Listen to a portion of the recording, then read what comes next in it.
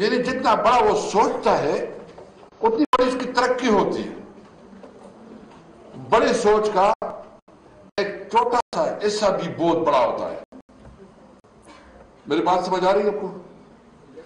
میں اس کہنا چاہتا ہوں کہ نمبر 1 اپنی پریورٹی کلیئر، اپنا ڈائریکشن ٹھیک کرے، اپنی پریورٹی سیٹ کرے، اپنا فوکس کلیئر کرے، اپنا ویژن کلیئر کرے کہ میرا ٹارگٹ کیا ہے، میں کہاں. یہ بالکل غلط بات ہے، میں اس کو ماننے کے لیے تیار نہیں ہوں. کوئی کہتا ہے کہ پلانا بہت قابل ہے، پلانا تو نالائق ہے، کوئی سمجھ نہیں. اللہ نے سب کو ایکول اپرچونٹی دی ہے. اللہ نے کسی کے ساتھ زیادتی نہیں کی.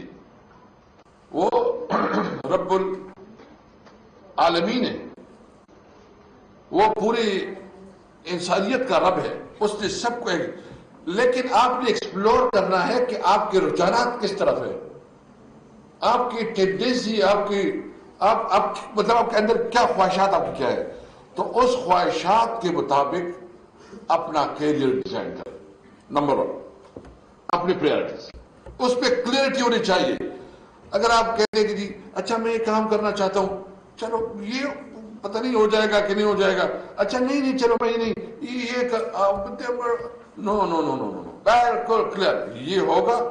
2 باتیں ذہن میں رکھے، 2 باتیں، یا ایک کام کرنا یا نہیں کرنا، بیچ میں کچھ چیز نہیں ہوتی. جی بس میں تو بس یہ نہیں ہو سکا ہونے سے نہیں.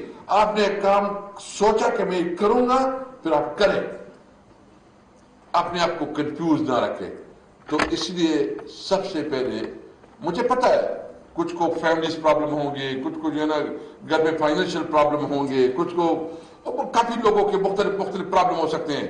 اگر آپ سے میں ایک سے پوچھوں تو آپ کے پاس ایک 100 ایکسکیوزز ہیں کہ میں اس لیے کامیاب نہیں ہو سکا، یا میں اس وجہ سے نہیں، مجھے میرا ٹارگٹ حاصل نہیں ہو سکا. No excuse.